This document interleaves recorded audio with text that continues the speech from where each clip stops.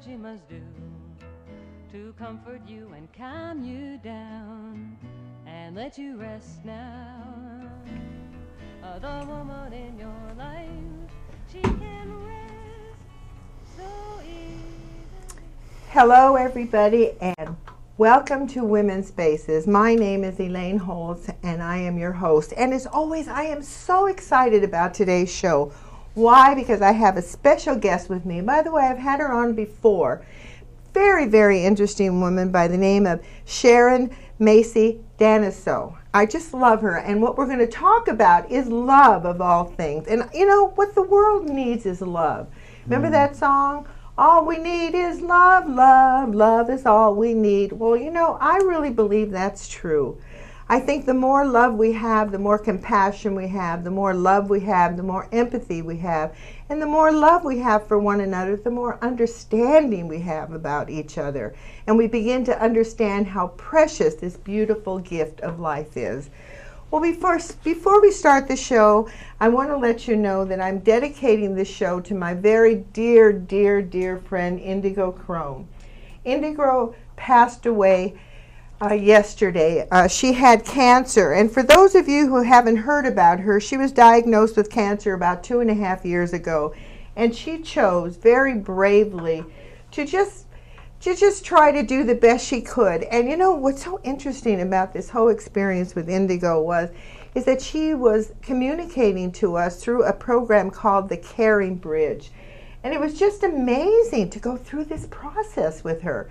I mean, I couldn't believe her openness and the lessons that she taught me. And one of the lessons she taught me definitely was all about love. And I looked up her name. I looked up at least the meaning of the word indigo. And indigo is kind of, it turns into a bluish color. And it's a color of inspiration. You know, actually inventors use that color to get inspired. And I want my friends and my viewers out there to know that that indigo was definitely an inspiration to all of us. And I wrote a little thing for her. Dearest Indigo, the light of the Creator surrounds you. The love of the Creator enfolds you. Wherever you are, the Creator is with you. And blessings to you as you are on this journey, the great mystery. And you know, we're all part of that mystery.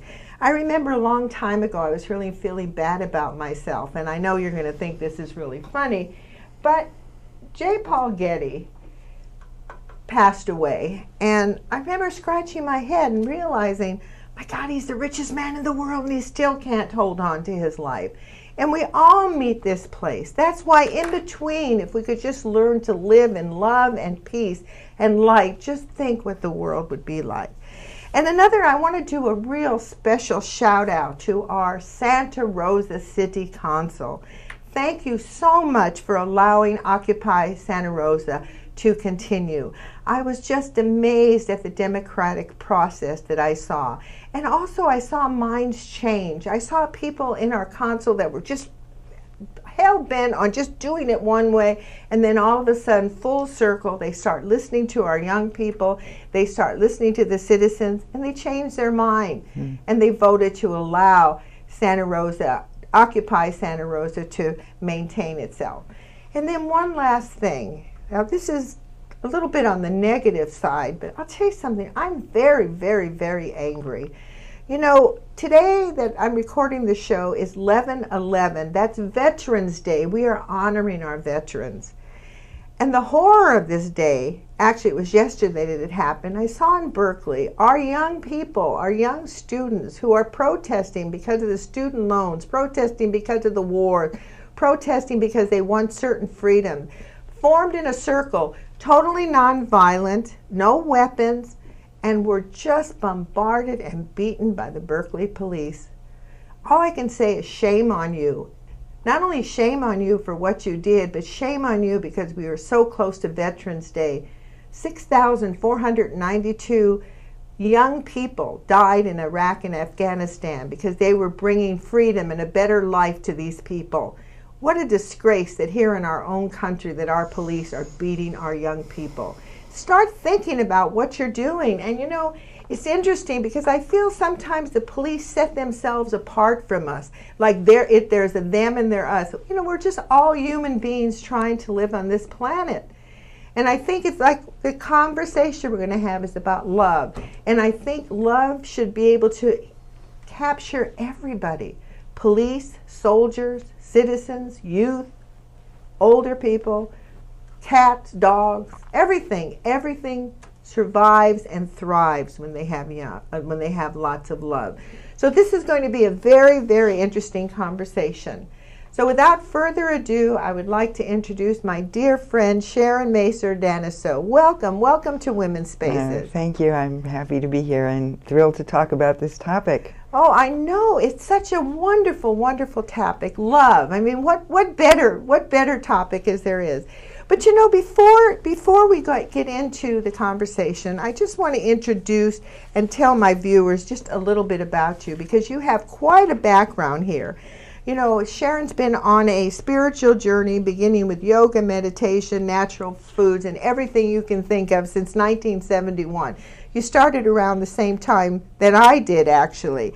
And she has a very wide background in spirituality. In fact, in 2010, I believe, she got a master's in women's spirituality from the Institute of Transpersonal Psychology in Palo Alto. Well, welcome, Sharon. And what I like to do with my guests is tell us a little more. I know you have the master's degree. I know you have a lot of background, but anything else you'd like to share with us? I know you were born in Venice Beach. I mean, you lived in Venice Beach. Anything you'd like to say? Oh, gee, I can't think of anything. I think just, you know, I have been on a spiritual path since before I could call it a spiritual path, and that love is the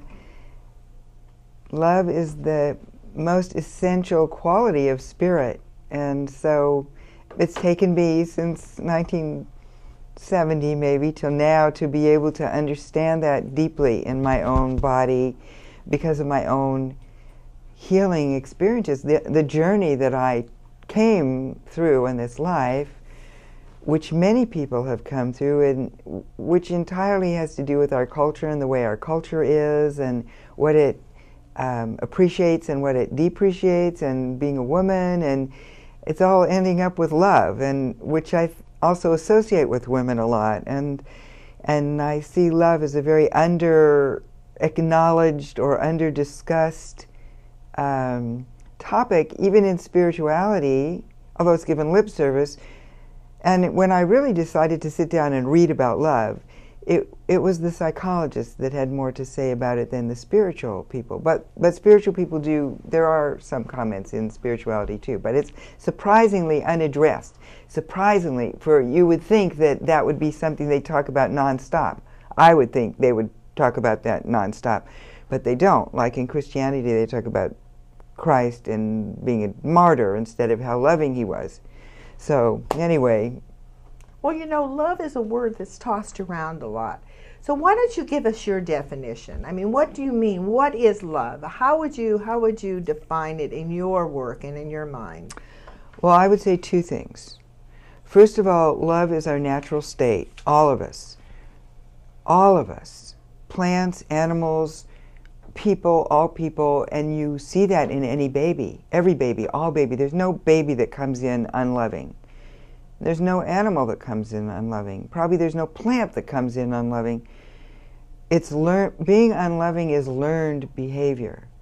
So that's one of the things I would say. And I would say that that's because we're divine. We're made of spirit, and spirit is love at its center. It's the most center, because you can't create something if you don't love it. You really can't create out of hate. You can only create out of love. And the third thing is, I would say that love is, after reading different people, it is a feeling. Marianne Williamson says it's also an energy and an action. Thich Nhat Hanh says love is an action. You have to act. So I've come to understand that love is a feeling, but it only only has expression, it only has meaning, it's only given and received through action and through the use of the body. When somebody talks about love, we don't feel loved. It's the conveying through the body of a kind act, a smile, a hug, a touch. Love is something that's communicated through the body. And before that, under that, it is a feeling or an attitude. Well, you know, it's interesting that you say that because, you know, in our culture, we get all hung up in this idea of, say, unconditional love versus love. Like, you know, I love you unconditionally, or I love you. You know, I'd like to talk a little bit about that because your definition of love is very deep. And then when you start looking at unconditional love, I find it difficult to not have conditions. I mean, for example, I love you, but I want you to treat me respectfully. Or I love you, I don't want you to cheat me. What is your thought about unconditional love? Well, I think we mix up love and like sometimes. You know, I can love you and not like what you do. That happens a lot. And I've had to learn to separate that when I don't like something, it means I don't like it. It doesn't mean I don't love it. You know, a baby comes into the world and say the baby's mother is less than perfect. So the baby doesn't like what the mother does, or the child. But the baby still loves the mother.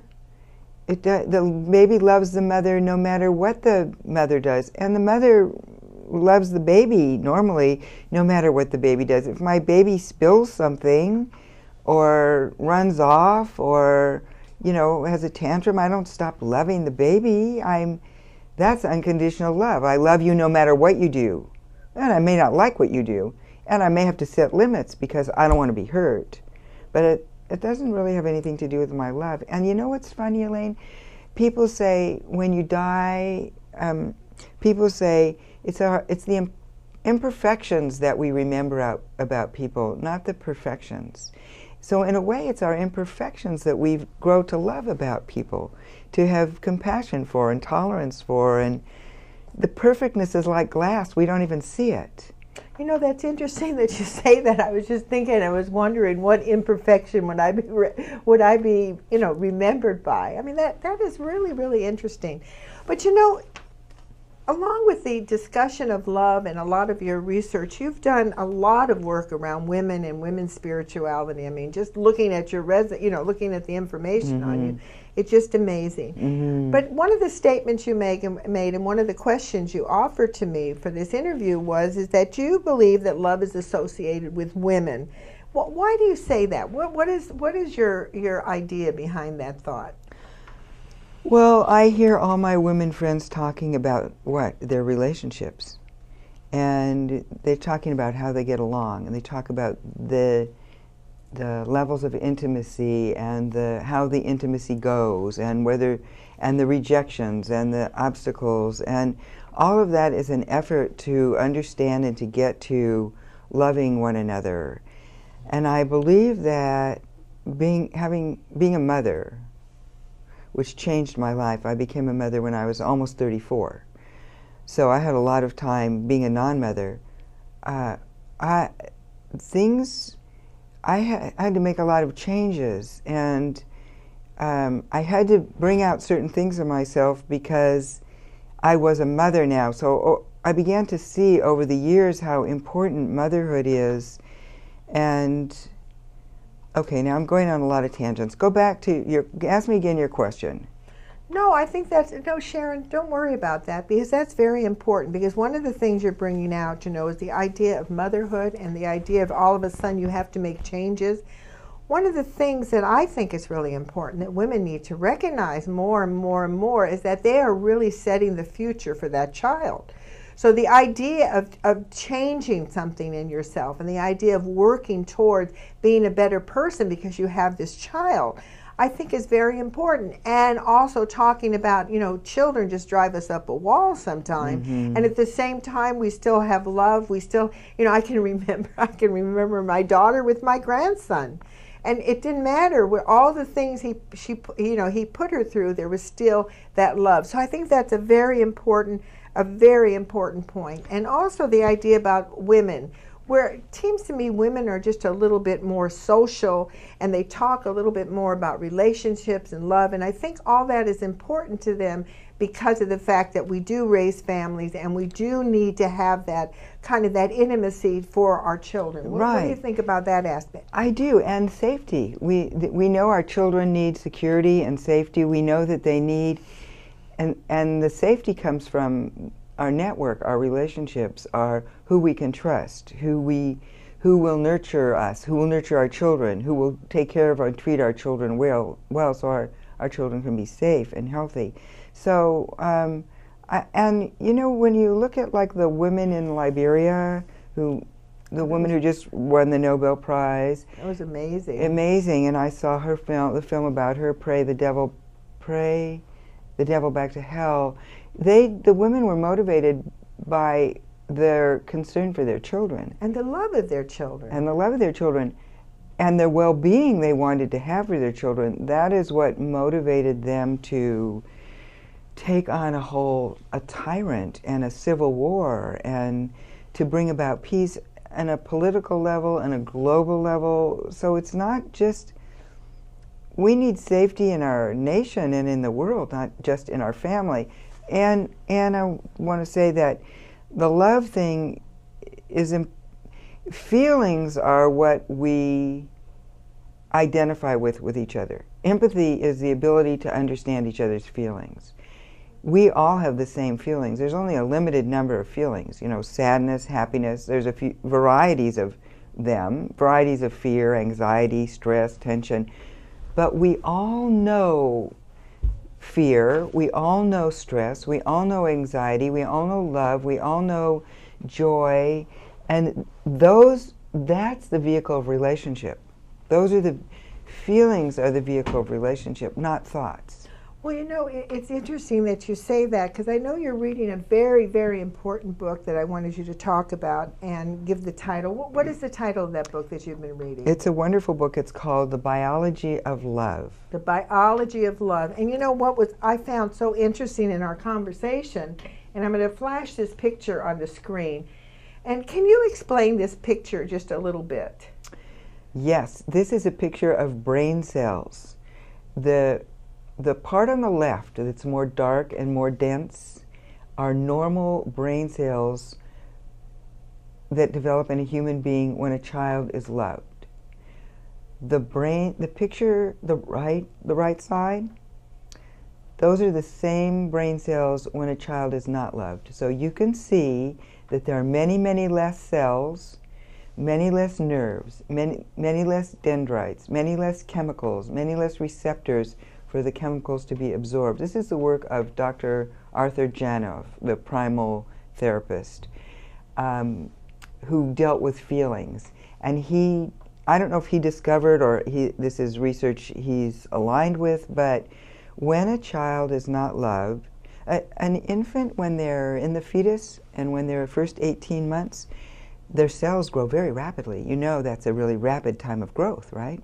For a baby, they're just expanding. So that time when the mother is like, my baby, and all that, the cells are happy and they grow.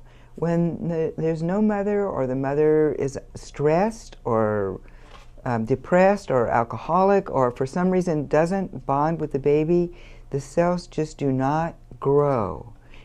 And they don't grow at the age of 3 or 4 or whenever the situation changes. If it does, they don't start growing. Those cells do not recover. They do not, there's nothing you can do to make those cells grow. Well, there is something to do, part of healing. That's what healing work does. But you can say anything to a child who has limited cells and he won't feel any better. It won't change his behavior.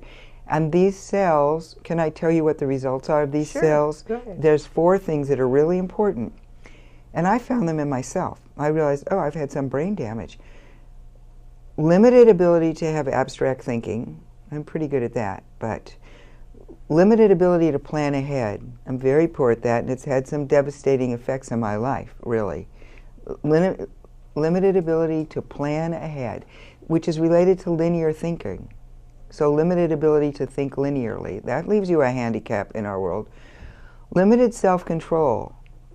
This is all about hyperactivity, this is about impulse behavior, this is about OCDC, this is about ADHD, this is about all of those things where we are not comfortable just saying, no, I'm not going to do that now. And being able to monitor what we do and know what's appropriate and what's not. It gives us a sense of confidence about being in control of ourselves. Well, you know, what I hear you saying is, more than anything, that love, the receiving of love, is important as far as health goes, to healthy development, healthy way of relating to the world. I know you and I have discussed this, you know, because we both kind of come from similar backgrounds where some of that love was deprived to us, and how we had to struggle to overcome some of these things. So since love is such an important thing, and this show, I'm telling you, it goes by really quick, give us some ideas on how do you bring more love into your life. I mean, what are some things, you know, you have a mother, say, that's stressed out, you know, and she's maybe putting that on her child, or in relationships, all the things. How can people have more love, or how do they bring more love into their lives? Okay, in 30 seconds or less. Well, two things come to my mind. One is doing the healing work. Learning to love yourself is the key and the beginning to everything else, because out of your own self-love comes love for everybody else, your capacity to love. It has to start with your own inner experience. So learning to love yourself, and we've all been taught that that's selfish, that's the tradition I came from anyway, so it wasn't even a good idea, you know, it was a bad idea to love yourself. But learning to love yourself is the door that opens the ability to love anyone. And so healing our wounds, which all tend to amount to self-hatred, the opposite of self-love, or fear, the opposite of love. That's the biggest thing that we each can do, and we can each do that. There's ways available to us now that weren't available to our parents. There are ways. A lot of work has been done with that. And the other thing that comes up, which is part of that, what happens is when you do that is you forgive. And I know there's a lot of talk about forgiveness, and I didn't understand that at first, and maybe you can relate to this personally in some way. Marianne Williamson in Return to Love says, forgiveness is the mental activity that pivots us from fear to love.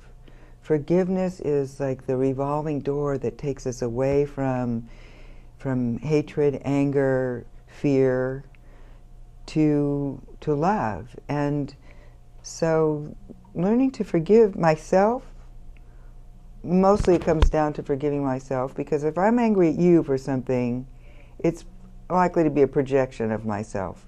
Something that I do that I'm mad at myself of, and I don't even know I'm mad at myself, but I can get mad at you for doing it. But you know, what you say is very interesting around the idea of forgiveness, because I'm thinking of love, forgiveness, again, unconditional love. You know, oftentimes, one of the things that I've heard about forgiveness is sometimes people are afraid to forgive because maybe it won't be forgotten. You know, forgotten. You know, if they say I forgive you, then the act is not going to be remembered. And also, sometimes people think when they forgive, they're just being unconditional. But you know, I can forgive you and say, you know, I really didn't like what you did, but you kind of work together, and then I understand, so I forgive you. So it's really a big topic. And what I'm seeing is that if we don't do this, and it's our own health is jeopardized. And you know, another thing that you said, that when you talk about the first thing you have to do is love yourself, I can't help but think of the idea of love your neighbor as yourself. You know, and who's my neighbor? I think the neighbor is my whole world. But how can I love you if I have no love for myself? Right. So this is really such an important topic, and people need to really think about it. I agree. Well, Sharon, we're coming to the end of the show, and you know what I like to do? I like to give my guests an opportunity to just look in the camera over there, anything that's in your heart. Remember, this is Women's Spaces, so anything that you'd like to relate to our women viewers, just be my guest. Well, I would, you know, I just would like to encourage people to become more familiar with the goddess, actually, because The goddess is a huge pattern of femininity that's much bigger than what we have learned.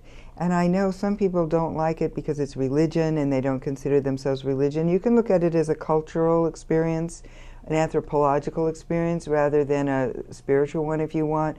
But if you start to look at all the different goddesses and what they represent and the different images of women, you will really expand yourself as a human being and as a woman, and you'll begin to take pride in yourself as a woman with an understanding of what that means. Not just your body and how you look, but who you are and what you bring to the planet that's so much deeper than how you look. And that our looks, we're attractive for a reason. We are to attract people, but that's just the beginning. After that, there's all the depth about really caring about life. That's our message, is to care about life, to love life, to learn to love and promote love. Well, I love your message, I have to say. And I want to thank you from the bottom of my heart, Sharon, for being on Women's Spaces and for sharing this such important message. And to my viewers, wow, that's an interesting topic, love. You know, all we need is love. And another thing is, love your neighbor as yourself. I mean, just think about it. And who's your neighbor? You know, I studied with a gentleman by the name of Warren Meyer, who was a unity minister, and I'll never forget the day he presented that idea of love your neighbor as yourself. And I was driving on the freeway, you know, and I'm thinking, who's my neighbor? Is it the guy in the car next to me? Is it the person who lives next door to me? And before you know it, I began to realize that my neighbor is global. You know, all over. I'm related. All my relations are my neighbors. And so it's a very, very interesting concept. And another thing, too, that Sharon really emphasized in this interview, as far as I'm concerned, is that how not having love or withholding love is unhealthy for us. You know, and I think that forgiveness is another thing, because oftentimes when we were unable to forgive, we have such harsh judgment. And you know, it's real interesting. I had an aunt who had so many resentments. I remember she talked about it for years and years and years.